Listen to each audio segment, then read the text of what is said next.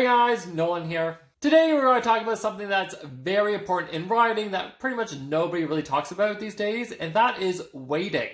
Before we start with that, I just want to say thank you so much for all you new subscribers. Hello, welcome to our little corner of the horse world, where we talk about all the fun things that make this horse world go round. And if you haven't subscribed yet, the button's right down there. You know what to do. If not, hit the button and the bell.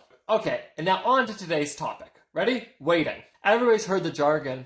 Your coach has probably said it. Go to a riding school. I can assure you they are screaming it at the mountaintops. People who believe they are coaches will scream it till they're blue in the face. More forward, more forward, more forward. But nobody really talks about waiting and how it's as important, if not a bit more so important than forward. So let's get this simple question out of the way first. Is waiting and the half halt the same thing? Simple answer. No, they're not. They both work hand in hand, but that doesn't automatically make them interchangeable. Okay, so I'll give you an example. Let's just say you're trotting on a quarter line or a center line and you're looking to do a leg yield to the wall. Now this can go one of two ways. If horsey is on the forehand and pulling because he's out of balance, a half halt will work the best for you. You can reset him onto the hind legs and then continue the movement. That's when the half halt comes into play.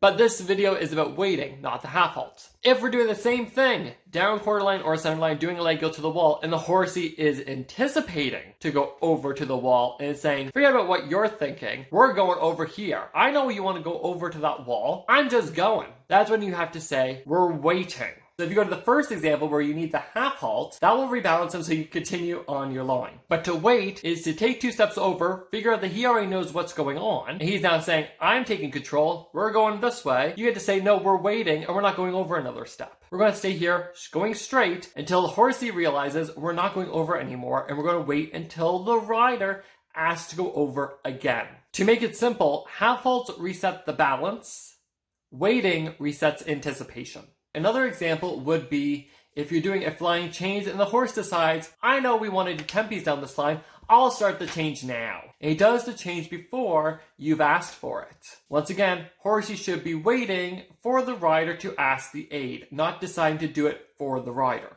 Liking this video so far? Remember to hit the like button, it goes a long way. So next thing is, how do they go hand in hand? Well, pretty simple. If the horse is waiting, the half halt can come through better, which means they'll reset better, and you can continue on. Then they can kind of complement each other. As the horse learns to wait more and more, the half halts will come through better. They'll come through so smoothly that they're almost invisible. You won't be able to see, as a viewer, the half halts going through from rider to horse, if the horse is waiting. If the horse is not waiting, you'll see it. You're going to see the half halt. With all that said, so what is the importance of waiting? Even if it seems like it's not hindering your training right now, if the horse doesn't wait, it will hinder you in the future. After I changed coaches to the one I have now, this was way before I knew about what the importance of waiting was. When we first started, she asked me to do a leg yield down the wall. Easy peasy, we've done this how many times? Great. So she asked me to do it, coming through the turn to get ready to do this leg yield down the wall before I can, have the half halt come into my brain so I can ask for it and, get a reaction. Before any of that has even crossed my mind, B is already taking over and doing the leg yield down the wall. Yes, it's flashy, it's snazzy, but guess what? It's kind of crap because he's not waiting. So when I finally decide to use my half halt, I'm not getting a reaction. So if that's the case, this can start to lead into other things. Like I said earlier, doing a flying change, the horse is already deciding to do the change when he wants to because he already anticipates it's going to happen. If he's anticipating to do a shoulder in, he's going to decide to do shoulder in his way without being asked. Think it only has to do with dressage? Have you ever decided to try to take a horse over a jump and he's already perked his ears way back here and says, forget about trying to find your spot, I'm going where I want to go. Bye! No. It's hard enough to ride a horse who's really smart and believes he knows what he's doing. But when they're really smart, think that they know what they're doing, and starts anticipating, it makes it even harder. And when they don't wait, you're screwed. If they're anticipating way before you even asked, or even thought about asking, or even thought about prepping, which is never a good thing, because they're not listening to your aids. Have you hit the subscribe button yet? It's right down there. Give it a hit. So I'm sure you're asking, well, when should I start introducing waiting? The best time to start training your horse to wait would have been back when he was like 4 years old, learning how to walk, trot, canter, be your partner. Next best time is right now. It doesn't come naturally to me. But when I ride, every time I ride, I'm sure the people in the ring with me kind of go, here he comes. Because I'm constantly saying, wait, wait, wait. It doesn't come naturally to me. So I have to keep telling myself to wait. So the horse can wait. And as I said earlier, if you can start teaching the horse how to wait early, then you can complement it with the half halt. And the half halt's not going to be that big of a deal because you've already started training yourself to wait. The half halt pretty much is just the finishing touch. And I'm sure there are how many people who don't agree with me or don't believe me that it's going to make that big of a difference. But trust me, when I rode without waiting or half halts, I didn't know what the big deal was. What's the problem? It's fine. When you ride with waiting and half halts, it changes the ride. It makes things make sense. You see all these flashy horses out there, and they're all, strutting their stuff. You just watch them, they look like they're riding on a cloud. It's because of their half halts and the waiting. It comes with the activity and all that too, but it first starts with waiting. If the horse is just going gung-ho, flying down the long side, going more forward, we want that activity. If he's running on the forehand, or if he's running, anticipating, making his own decisions, you're not gonna be able to do anything with it anyway.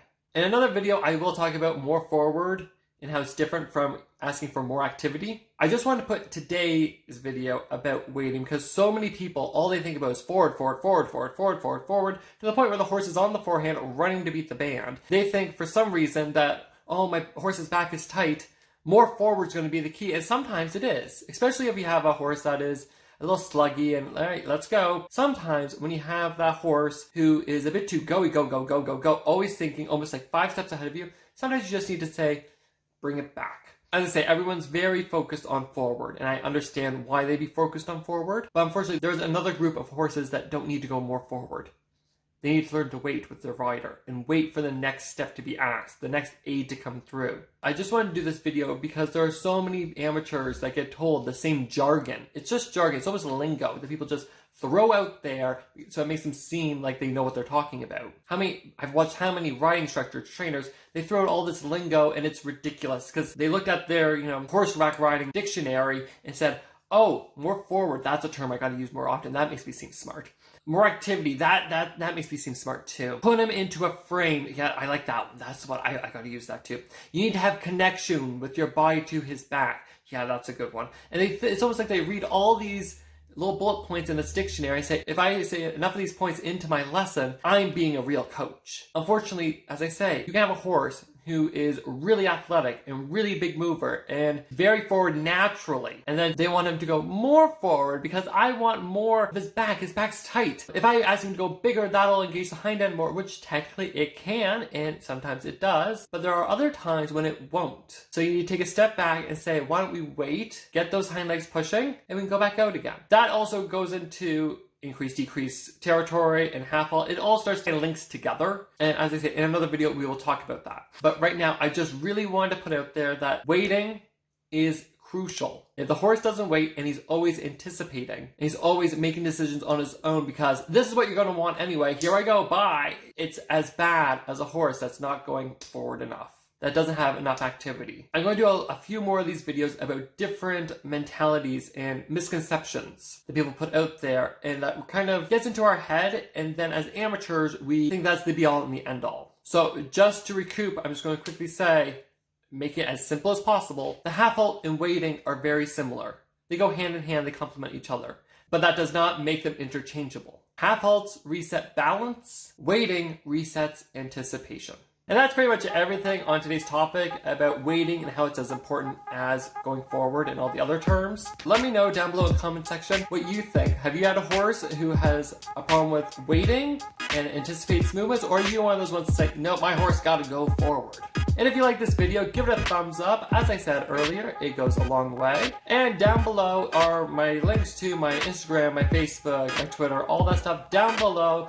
You know what to do. And while you're at that, why not hit that subscribe button? We have new videos up every week about this horse world and all the craziness that comes with it. That's pretty much all I got for you guys today. Thanks so much for watching. I'm Nolan Cruz, and I will talk to you later. Ciao!